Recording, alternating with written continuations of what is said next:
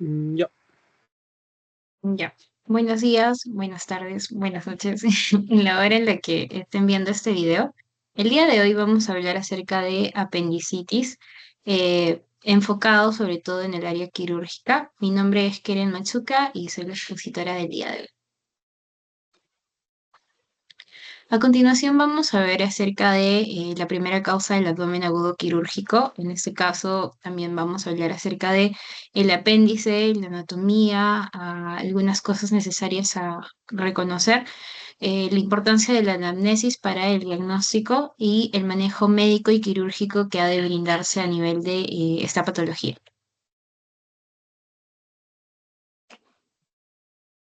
Entonces, en primer lugar, cuando hablamos de abdomen agudo quirúrgico, sobre todo vamos a estar asociándolo a un síndrome clínico caracterizado por dolor abdominal de aparición súbita o reciente, que pues cuando llega a nivel de la emergencia va a requerir una evaluación totalmente rápida, ¿no? Y la mayoría de los casos va a ser de tipo tratamiento quirúrgico urgente, ya que muchas veces las personas vienen pasada la temporalidad de las exacerbaciones de los síntomas y pues esto va a incrementar el riesgo de complicaciones graves o inclusive la muerte si no hay una intervención a tiempo, ¿no? Entonces, cuando hablamos de abdomen agudo quirúrgico, es decir, agudo, lo vamos a asociar a la temporalidad, es decir, que estos síntomas han tenido una aparición súbita, ¿no? Pero que ha ido progresando de manera rápida. En el caso de, por ejemplo, una apendicitis con perforación. Cuando hablamos de un abdomen subagudo, decimos que la evolución pues es un poco más lenta, ¿no? Y se puede tratar de, por ejemplo, abscesos intraabdominales que se contienen, es por eso de que el dolor y la temporalidad pues va a variar, ¿no?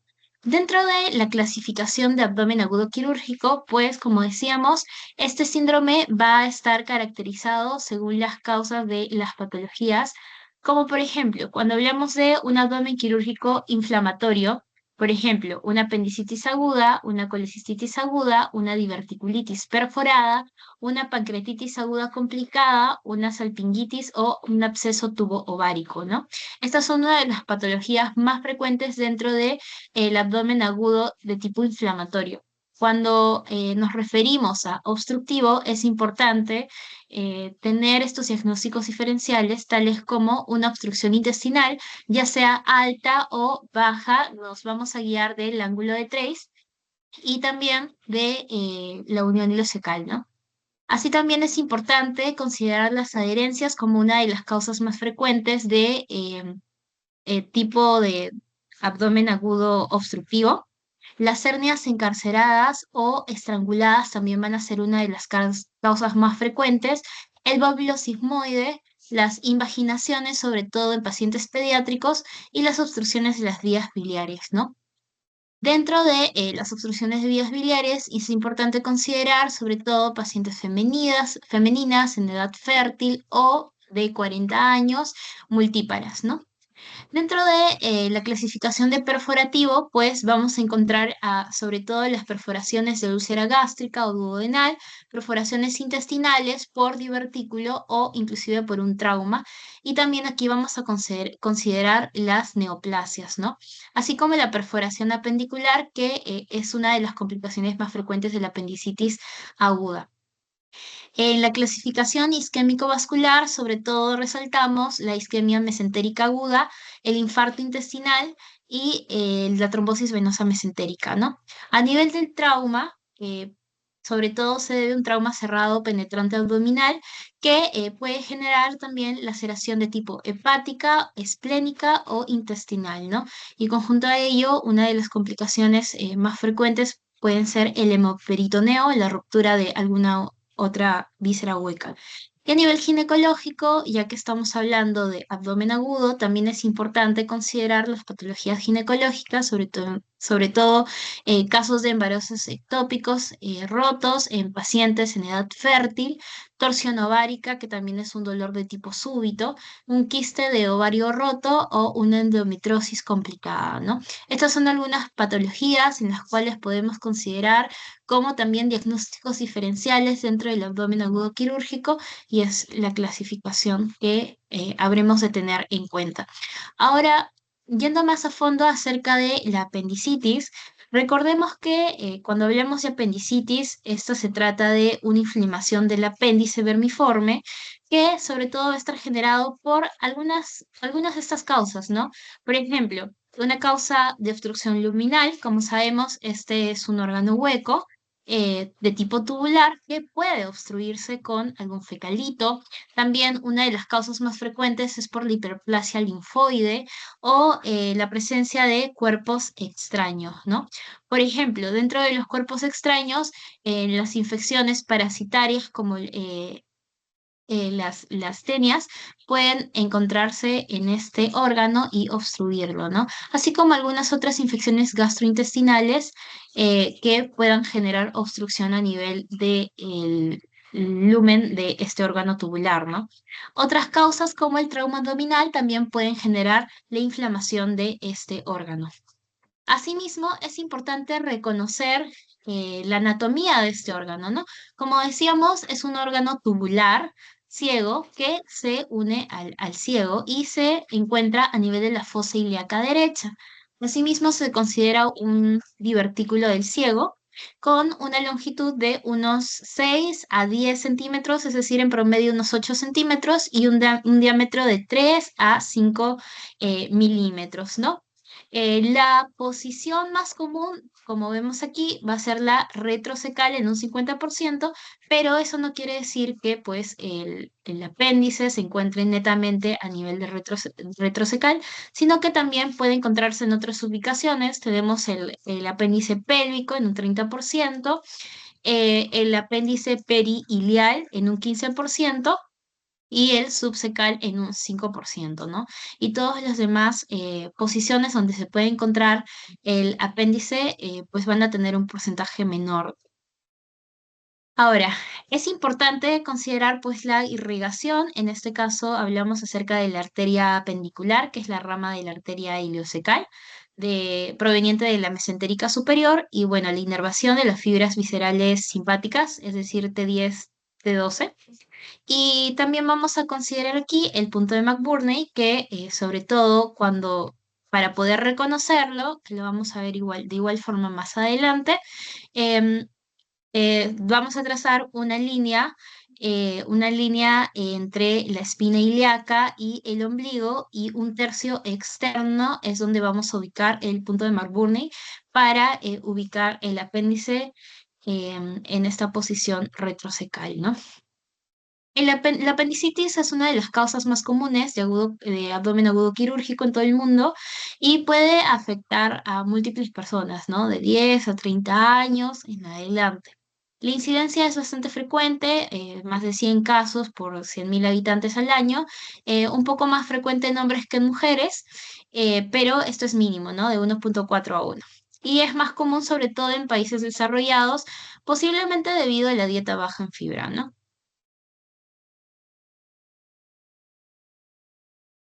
Entonces, para poder diagnosticar y poder hacer un tratamiento de tipo quirúrgico, porque esta exposición está basada en ello netamente, es importante considerar que dentro de la fisiopatología vamos a ver como una de las primeras causas la obstrucción luminal, es decir, que es la causa más común, y decíamos que entre ellas estaba la hiperplasia linfoide, la obstrucción por fecalitos o coprolitos, parásitos, tumores que pues van a obstruir el apéndice como tal.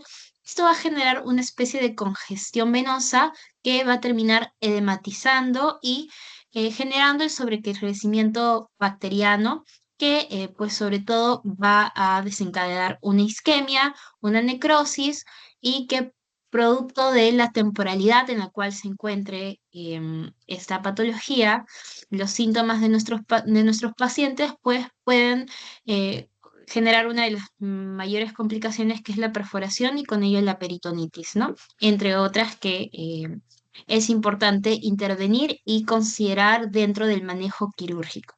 Entonces, al principio, mi paciente es importante considerar la sospecha de la patología de abdomen agudo quirúrgico y considerar pues una correcta anamnesis, ¿no? Mi paciente está estable, si no está estable, pues primero vamos a estabilizarlo, ¿no? Hay que evaluar las funciones vitales y pues indicar accesos venosos para poder em, brindar un soporte con hidratación, así como antibiótico-terapia, fármacos como analgésicos, antipiréticos, según el estado de mi paciente, ¿no? Asimismo, es importante monitorizar, como mencionaba, las funciones vitales y si hay requerimiento de oxígeno, pues le vamos a brindar este también. Pero si mi paciente está estable, entonces primero voy a comenzar con una anamnesis, ¿no? En esta parte debemos siempre tener en consideración que una de las patologías más frecuentes es la apendicitis aguda, pero que no es la única.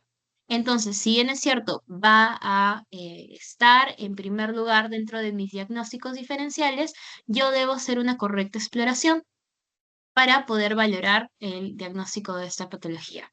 Entonces, si mi paciente tiene la sospecha de este cuadro, que es netamente quirúrgico, yo tengo que considerar una exploración física en primer lugar porque el diagnóstico es tipo clínico. Entonces, yo tengo que considerar primero una de los síntomas por los cuales viene mi paciente es un dolor abdominal que puede haber iniciado a nivel del epigastrio y que ha ido irradiándose hacia la zona de la fosa ilíaca derecha. Si mi paciente me refiere que comenzó ese dolor en el epigastrio y luego fue bajando, entonces yo puedo considerar, tengo que considerar este síntoma, ¿no? Por otro lado, también el hecho de que hayan otros síntomas y signos acompañados como las náuseas y los vómitos posteriores al dolor, que haya presencia de fiebre de 38,5 grados y también el hecho de que haya una anorexia marcada, ¿no? Es decir, que mi paciente no pueda comer, que haya una intolerancia oral o asimismo una deshidratación, ¿no? Que haya afectado el estado general de mi paciente. Para ello, entonces, yo tengo que hacer una exploración con signos de irritación peritoneal locales y pues uno de los principales es el signo de McBurney, ¿no? Que es el dolor en la palpación del punto de McBurney que hemos evidenciado, ¿no? Por otro lado, podemos considerar otros signos que los vamos a ver a continuación. Entonces, decíamos que el dolor abdominal en fosa ilíaca derecha va a ser uno de de los signos más importantes. Pero yo tengo que evaluarlo con los siguientes signos. Decíamos el punto de McBurney, el dolor en el punto de McBurney, que sobre todo se encuentra entre la línea que yo voy a trazar de el ombligo con la cresta ilíaca en un tercio externo, ¿no? Si mi paciente presenta dolor en este punto, pues yo voy a considerar que es positivo. Si mi paciente presenta dolor en el punto de el signo de Bloomberg, es decir, cuando yo comprimo en este punto, él siente dolor a la palpación profunda, entonces voy a considerar como positivo, ¿no? Por otro lado, tenemos otro signo que es el signo de Rossby. El signo de Rossby sobre todo se trata de eh, presionar, oprimir en la zona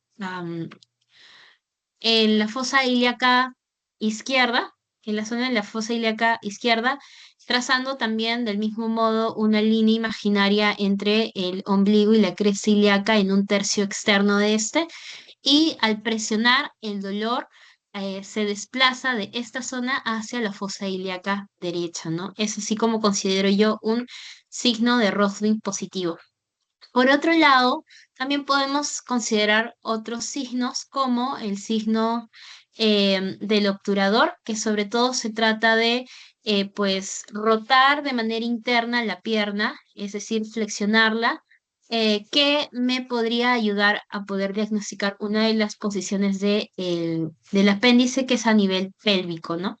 O también el signo de psoas, que se da conforme yo vaya extendiendo la cadera a nivel del decúbito lateral izquierdo, que al sentir este dolor en mi paciente me puede referir un signo de psoas positivo, ¿no?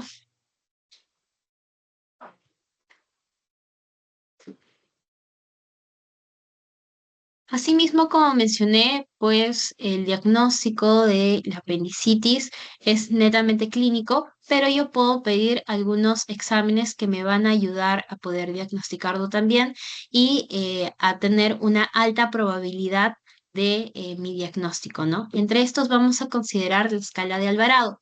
Como decíamos, dentro de los síntomas principales, el considerar que el dolor haya comenzado en epigastrio y luego haya migrado, se haya irradiado hacia la fosa ilíaca derecha, vamos a considerarlo como un punto dentro de la escala de Alvarado.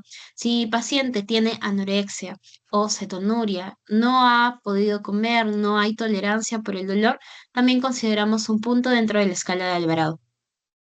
Si el paciente presenta náuseas y o vómitos, consideramos otro punto. Dentro de los signos, el dolor en el cuadrante inferior derecho o en la posición de la fosa ilíaca derecha, vamos a considerar este signo como con 2 puntos.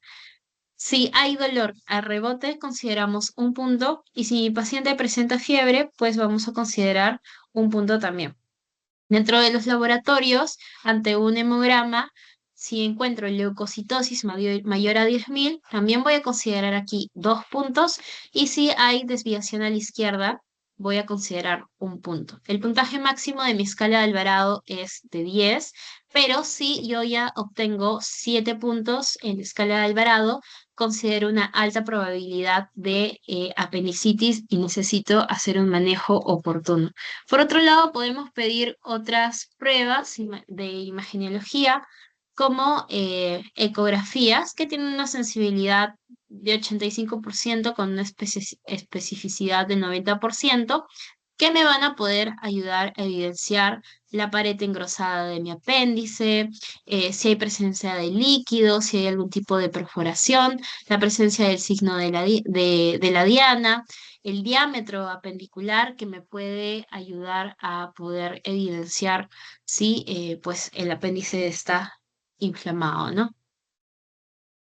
Es por ello de que, según la temporalidad que nosotros hayamos considerado desde el inicio del dolor que nuestro paciente nos refiere, es importante evaluar esto porque al momento de nosotros seleccionar el tipo de manejo quirúrgico, pues es importante considerar ello, ¿no? Si mi paciente tiene entre 0 a 12 horas de iniciado el dolor, entonces yo podría sospechar de que la fase en la cual se encuentra este apéndice es una fase congestiva o catarral, ¿no? Entonces yo podría optar por una técnica un poco más preferida como una laparoscopía. Si el paciente se encuentra pasadas ya las 24 horas, puede ser que este apéndice esté en fase flemonosa o supurativa, ¿no? Más edematizada. Del mismo modo, voy a poder considerar, dependiendo de la temporalidad, dependiendo de la clínica, dependiendo de mis imágenes también, en este caso de mi ecografía, o si he optado por un tomo que es menos probable que yo tenga el tiempo de pedirla, pero si se ha hecho, pues normal. Entonces, dependiendo de ello, pues yo voy a ir inclinándome más hacia otro tipo de técnica quirúrgica, ¿no? Si el paciente ha pasado ya desde iniciados los síntomas de 24 a 36 horas, pues definitivamente voy a sospechar de una fase un poco más gangrenosa o necrótica, donde es importante hacer una técnica distinta como una laparotomía. Y pasadas las 36 horas, definitivamente hablamos de un apéndice perforado, ¿no? Que el contenido que ha tenido este apéndice ha sido expuesto hacia la zona del peritoneo y ya sea que se haya generado un plastrón o una peritonitis, es importante yo entrar con una cirugía de tipo abierta, ¿no? Una laparotomía. Entonces, lo primero que yo tengo que hacer antes de entrar a nivel quirúrgico, antes de, ante este tipo de patología de emergencia, pues tengo que administrar la antibiótico-terapia profiláctica, ¿no? Metronidazol, 500 miligramos cada 12, y evaluar el tratamiento quirúrgico, ¿no? Asimismo, tengo que considerar que mi paciente va a entrar a NPO y va a requerir hidratación, por lo cual yo he puesto inicialmente unas vías venosas para poder hidratarlo y también pedir un hemocultivo, ¿no? Para poder también poner el antibiótico terapia, ¿no? De profilaxis. Del mismo modo, es importante pues considerar ahora sí el tratamiento quirúrgico, ¿no? Dependiendo de la hora que yo haya considerado que mi paciente ha venido a emergencia, pues puedo también suponer o esperar que yo me encuentre ante a un absceso o un plastrón que requiera drenaje percutáneo o otro tipo de cirugía diferida. O si pues han pasado más de 36 horas, yo debo ponerme en el peor de los casos de que pueda que mi paciente esté ante una peritonitis generalizada y requiera un soporte intensivo, ¿no? Entonces, como mencionaba, dependiendo de la temporalidad, de la clínica, de la estabilidad en la cual se encuentre mi paciente, yo voy a preferir algunas técnicas por sobre otras. Si bien es cierto, la paroscopía es una técnica bastante preferida que trae menor complicación para mi paciente. Esta sobre todo se va a escoger en apendicitis de tipos no complicadas, ¿no? Que no hayan pasado más de las 12 horas. Por otro lado, si tengo una apendicitis de tipo complicada, perforada o con un absceso, pues preferentemente voy a escoger una laparotomía, ¿no? Si el cirujano, si yo como cirujano tengo experiencia, podría optar por una laparoscopía, sí, pero esto depende de la experiencia del cirujano, ¿no? Sobre todo si hay un diagnóstico incierto, vamos a optar por la laparoscopía que nos va a permitir explorar, ya que pues la laparotomía tiene más complicaciones, ¿no? Y también pues esto va a afectar mucho en la manera en la cual mi paciente pues pueda volver a su vida cotidiana, ¿no? Si mi paciente está embarazada, también de preferencia realizar una laparoscopía, que es menos invasiva, ¿no? Que me va a asegurar una mejor recuperación por parte de mi paciente, ¿no? Y si hay pocas condiciones de recurso, pues definitivamente yo voy a optar por una laparotomía, ¿no? Es decir, una cirugía abierta. Ahora, hemos hablado de la paroscopía y la parotomía, pero vamos a dar una noción de a qué es lo que nos referimos, ¿no? La apendicectomía abierta o la parotomía es la técnica quirúrgica clásica, convencional, por medio de una incisión, ya sea la de McBurney o Rocky Davis, que me van a permitir pues llegar hacia el apéndice y extraerlo de manera manual, ¿no? Es una técnica bastante sencilla, es bastante rápida y accesible en todos los centros hospitalarios que tengan esta área de cirugía, ¿no? Lamentablemente la desventaja es que va a haber mayor dolor posoperatorio, va a haber una cicatriz visible, ya que es de alrededor de unos 10 centímetros o menos, y pues la recuperación también va a ser bastante prolongada, ¿no? A comparación de una apendicectomía laparoscópica, que pues se usan trocánters y una cámara para poder operar a nuestros pacientes, ¿no? Se van a hacer 3 incisiones. Dependiendo de la ubicación del cirujano, vamos a considerar si es una posición de tipo francesa o americana. Hablamos de francesa cuando el cirujano se encuentra entre las piernas, acá abajo, y americana si se encuentra en uno de los lados, ¿no? Entonces se pone uno de los trocánters con la luz y la cámara a nivel umbilical, que es el trocánter óptico. Un trocánter también en la fosa ilíaca derecha, que es el que nos va a poder hacer el corte del apéndice, nos va a permitir trabajar con este. y otro en el epigástrico o suprapúbico que pues va a ser de ayuda para, por ejemplo, meter las gasas o cortar con las tijeras, en fin. Las ventajas de una apendicectomía de tipo laparoscópica es que pues tiene un menor dolor posoperatorio y tiene una recuperación bastante rápida y alta, ¿no? Y obviamente pues va a tener un mejor resultado estético porque pues las cicatrices o la herida es súper pequeña, ¿no? A nivel del ombligo obviamente no se nota y en el lado de pues la fosa ilíaca derecha o a nivel del suprapúbico pues no es súper pequeña, ¿no? Casi invisible. Entonces tiene un mejor resultado estético y del mismo modo nos permite explorar la cavidad abdominal, ¿no? Que pues va a ser útil si el diagnóstico no es claro, ya que la cámara puede ayudarnos a ver toda esta zona. La desventaja es que requiere pues un equipo con experiencia y también va a tener un mayor costo. Puede demorarse un poco más dependiendo de la experiencia del cirujano. Esta es un poco más rápida, la laparotomía, pero es mucho más beneficiosa para los pacientes, ¿no? Entonces, habiendo terminado esta parte, vamos a hacer algunas preguntas.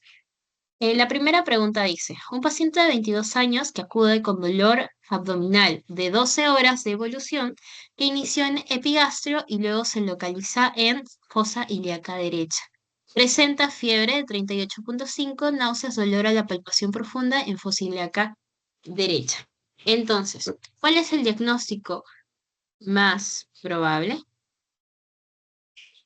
Aquí vamos a considerar eh, netamente la escala de Alvarado, ¿no? Tenemos algunos puntos interesantes. Es un paciente joven de 22 años y acude por un síndrome de dolor abdominal, ¿no? Este ha pasado 12 horas de evolución y es un dolor que ha migrado, ¿no? De epigastrio a fosa ilíaca derecha. Presenta fiebre, un punto. Aquí tenemos dos, tres puntos. Náuseas, otro punto. Son cuatro puntos, ¿no? Hay una probabilidad de que sea una apendicitis de tipo aguda, ¿no? Ahora, ¿por qué no consideramos diverticulitis? Diverticulitis aguda sobre todo va a estar asociada a colon de tipo izquierdo. Entonces, la pregunta, si nos hubiera dicho fosa ilíaca izquierda, pues habríamos ido más a favor de este diagnóstico, ¿no? Una colecistitis aguda tiene la migración del dolor sobre todo en el hipocondrio derecho a nivel subcostal. Em, y bueno, una obstrucción intestinal, quizás, sobre todo las preguntas van más enfocadas a pacientes mayores con antecedentes quirúrgicos o pacientes femeninas con antecedentes de cesáreas, que van a ser una de las pacientes con mayor causa de obstrucción intestinal. O por el contrario, también si habría presencia de algún tipo de hernia, podríamos sospechar de esta patología, ¿no? Y bueno, sabemos que la pancreatitis aguda, el dolor característico es el dolor de tipo banda. Entonces, en términos de las preguntas, vamos a analizarlo de la siguiente manera. Obviamente, a nivel práctico, no siempre se presenta así, pero en términos de preguntas, para poder responder de mejor manera, vamos a considerarlo así. La siguiente pregunta es, en la apendicitis aguda, ¿cuál de los siguientes hallazgos semiológicos es característico, ¿no? Dijimos que el signo de Bloomberg en hipogastrio, signo de Murphy positivo, un dolor que migra de epigastrio fosílica derecha, el signo de Cullen positivo, dolor en flanco izquierdo con defensa, ¿no? Bueno, sobre todo habíamos mencionado y dentro de la escala de Alvarado, que te puntúa 2 puntos, pues está el dolor que mira de epigastrio a fosa ilíaca derecha, ¿no? El signo de Cullen positivo sobre todo se da quimosis a nivel periumbilical, sobre todo relacionado a trauma abdominal o una pancreatitis perforada, una peritonitis en general, ¿no? La siguiente pregunta nos dice, ¿cuál es el examen de elección para confirmar el diagnóstico de apendicitis en un adulto joven? La radiografía simple de abdomen, ecografía abdominal, tomo abdominal contrastada, resonancia magnética o endoscopía digestiva alta, ¿no? Pues aquí La de elección es un atomo, como les decía. Obviamente tú en emergencia puedes pedir un atomo, sí, si tienes los medios, pero de elección obviamente va a ser un atomo, ¿no? Tú comienzas con una ecografía abdominal, puedes pedir una radiografía también, pero la de elección va a ser una toma abdominal contrastada, ¿no? Sobre todo si hay perforación. En caso de apendicitis aguda perforada con absceso localizado, ¿cuál es la conducta inicial más adecuada? Ante un absceso, siempre va a ser el drenaje.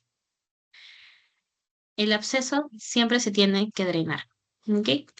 Se pone un Penrose, que es un tubo tipo plano, que va a permitir el drenaje de este también. ¿Cuál es la causa más común de apendicitis aguda en adultos jóvenes? Una de las causas más importantes decíamos que era la hiperplasia linfoide, pero también podemos considerar la obstrucción por fecalito, ¿no? Sobre todo, bueno, esta pregunta tiene un poco de trampa, ¿no? Obstrucción por fecalito en pacientes, sobre todo que sean estreñidos, tengan quizás alguna alteración endocrina como hipotiroidismo, una disminución de la peristalsis, que coman poca fibra, podríamos considerar la obstrucción por fecalito, ¿no? En niños, obviamente, una de las causas más importantes sí va a ser la hiperplasia linfoide. Bueno, y eso es todo por el tema del día de hoy. Los invito a que puedan suscribirse al canal de Espacio Médico. Mi nombre es Keren Machuca, soy estudiante de quinto año de la carrera de Medicina Humana. Pueden seguirme también en mis redes y eso es todo.